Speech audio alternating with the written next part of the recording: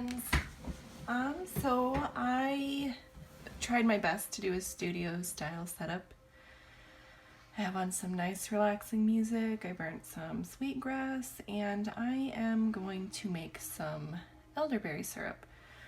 It's really simple, it's just, I don't want you guys to sit there and watch while we wait for water to boil, so I'm gonna go down the list of things that I'm putting into my elderberry syrup.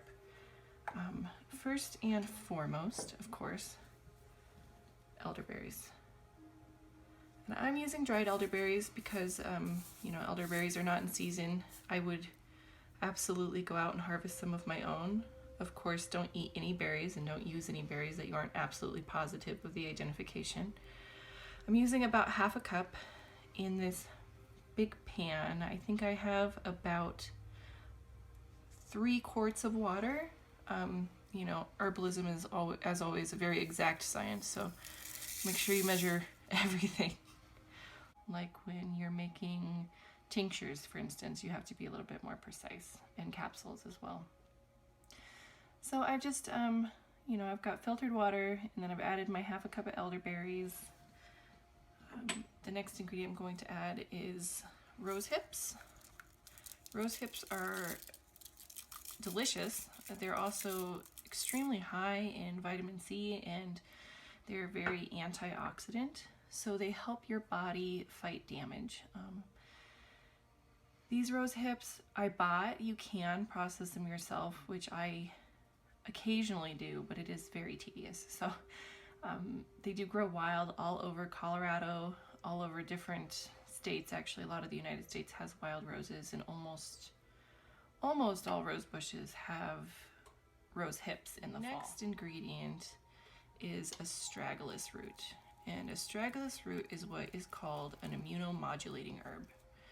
So an immunomodulator does exactly what it sounds like. It modulates your immune system. If you have issues with autoimmunity, Astragalus is one of those herbs that will help reduce your immune response so that your body doesn't attack itself. If you have a weakened immune system, Astragalus will raise your immunity to a level that is healthy. So if it's too high or too low, it turns it up or turns it down according to what is needed. It's pretty magical that it does that. These are cardamom pods. I actually add them for the flavor, even though they do have a lot of beautiful medicinal purposes. My reasoning for adding them is I like the way they taste. They do have a bit of a camphorous smell to them, so they help a lot with like clearing congestion and sinuses, and it's personal preference. You feel free to like add and subtract things from this recipe too. If there's something in here that you like, use it. If there's something in here you don't like, don't use it. Or if you have, you know, sensitivities to certain things. Like some people can't, I know one of my herbalism teachers was allergic to cloves and cinnamon, so, you know, of course I wouldn't be using cinnamon in that, in a recipe that I was expecting him to eat. But speaking of cinnamon, I have an organic cinnamon stick here. I'm just gonna break it. They're really hard to break, and just toss it in there. And then the last thing that I'm gonna add for now is a mixture of chaga and turkey tail mushroom powder. Now, turkey tail is an extremely potent immune booster, and chaga is really high in antioxidants. So the combination of the two, it's really lovely together. They help regulate your immune system while also improving your ability to recover from illness. They're great for your brain. There's been some incredible studies on mycomedicinals done. I highly recommend doing some research if you're interested. This is just organic turkey tail, organic chaga powder that I got at Sprouts, actually. So I am just going to give it a whisk, and that is the start of our elderberry syrup. So after this starts to simmer, I'm going to stir it occasionally. Well, I'll let it get up to a boil, and then I'll turn it down to a simmer. I'll let it boil, turn it down to a simmer, and then I'll stir it occasionally. I'm all right. And then I'm going to let this simmer for probably around 30 or 40 minutes. I like a really strong batch of elderberry syrup. So especially because I'm using that astragalus root, it actually needs to simmer for about 20 minutes to release its potency into the solution. So now I'm just going to put a lid on it, and I will check on it periodically until it starts to boil. I did put in cold water, so it'll take a little while. And I will continue this tutorial after it's been simmering for about 40 minutes. So I will see you guys back here then. All right.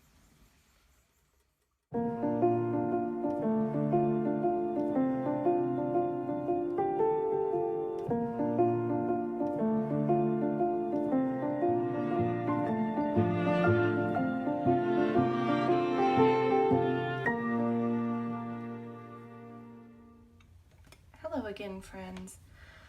So I'm still working on this elderberry syrup. Here in this bowl I have the liquid. I'm going to put it back on the heat now. So I'm going to say this is about 6 quarts of liquid. I don't know, it seems like a lot, but here we go. So I'm going to make a huge mess while I pour this back into the pot and add heat. So it's still pretty hot from before, but we're gonna, as you can see, there's some sediment in the bowl, and that's okay. That's that mushroom powder that we added. We want to keep that in there because of its medicinal benefits. So I'm gonna go ahead and turn this back on, and then I am going to add honey to sweeten. So you can make syrups with honey or sugar. I prefer honey. It's a lot healthier for you. Sugar doesn't really have any of the medicinal benefits that honey does. And I just think honey tastes better, personally. Again, personal preference. If you don't have honey, use sugar.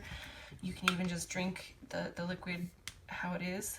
That would be considered a decoction, not a syrup, because it hasn't been sweetened. A lot of people have the misconception that syrup has to be thick in order to be considered syrup, when truthfully it does not. Syrup is basically any sweetened liquid that has been even slightly thickened could be considered a syrup. So some people like it runny, some people like it thick. I like it kind of in the middle. So this is heating up. I'm going to add honey. This is 16 ounces, which is a pound of honey. I'm going to add about half a pound of honey to this. And exact measurements, of course, every time. So make sure you measure that out precisely. Whatever you do, add it in a precise ratio. So as you can see, I might have used a little bit more than half a bottle, and that's okay. It's whatever tastes good. If it's not sweet enough, I'll add more. If it's too sweet, you can always dilute it with water. It's really not a super precise science, at least not in my apothecary. I do know people that measure everything, and they probably get more consistent, but I like to think that the inconsistencies prove that it was made with love. I don't know. Maybe I'm just lazy. Anyway, I'm going to leave this uncovered. I'm going to stir it until I feel that all the honey has been dissolved. And then I'm going to let it simmer, like a high simmer, for about 45 minutes. The goal is to reduce this liquid by half of its volume. So as you can see, it's about half an inch below that little bolt holding on the handle of the pot. We want it to go down by about 2 inches. So we're going to leave it uncovered so that the water can evaporate off. What this does is it thickens the liquid, but it also concentrates the active ingredients so that you're not just drinking sweet water. Again, drinking this plain like a cup of tea is fine too. It's just not considered a syrup, and I'm showing you how to make a syrup now. So I will come back after this has reduced by half.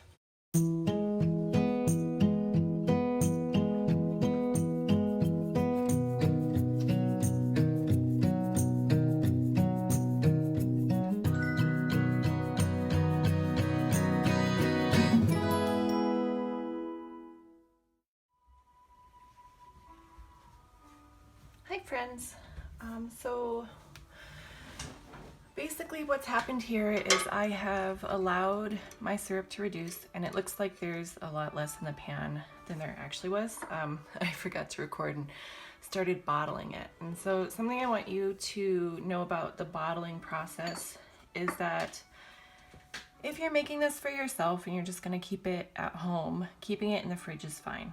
If you are planning to sell this or give it to somebody over a long distance, or somebody that doesn't have access to a refrigerator, I like to add a little bit of brandy, about 1 tablespoon per 4 ounces as a preservative, and that will increase your shelf life exponentially, and it also gives it kind of a nice little flavor. It's not enough to make it alcoholic.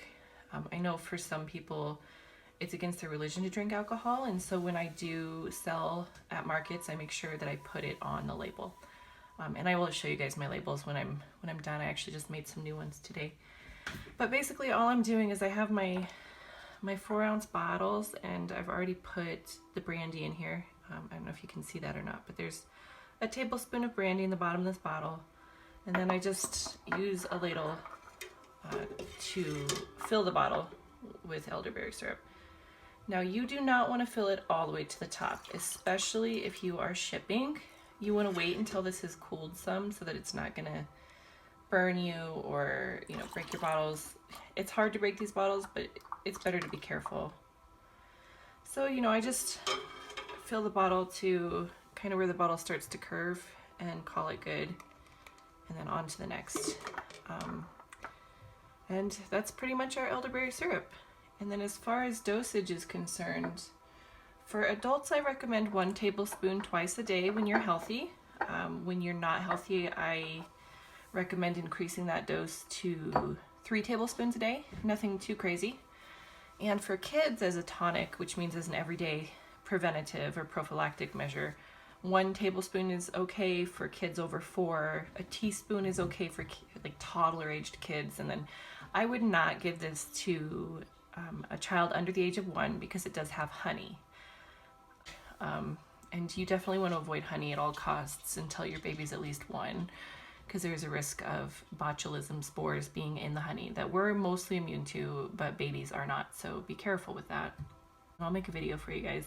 We make little gummy bears out of the rest of this, and yeah, I'll show you guys how that's done too. I do use beef gelatin.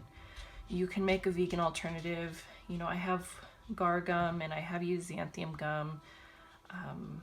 But I really like the gummy nature of gelatin, and I'm not a vegan, so it doesn't bother me. If somebody's vegan and they're not comfortable using honey, I will just make it with sugar for them. Or if you want sugar-free, I do also have xylitol, but I'm not really a fan of ingesting xylitol on a daily basis, just because it's kind of newer to me anyway.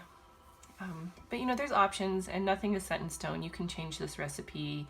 You can put it in a pint jar. It does not have to be these pretty little jars that I paid for. You know, it can just be a mason jar, which is how I usually store it for myself and my family.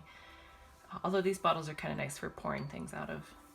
But yeah, that's pretty much elderberry syrup. So I will make sure and show you guys my label, and then I'll make another video of how to make gummies, and that will be the elderberry saga. I might do another video with just the medicinal benefits of the herbs that are in this recipe. If anybody's interested, let me know.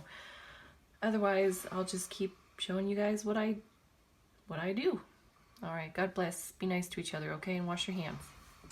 Love and light. So I promised to show you guys my labels when they were done, and here they are. This is my Crow Boutique Organic Elderberry Syrup label. It's got the dosage for adults and children. It's got all of the ingredients, and then it's got my Etsy shop. I'm hoping to get that up and running here soon. I have the shop. It has been named. I have no inventory listed as of yet.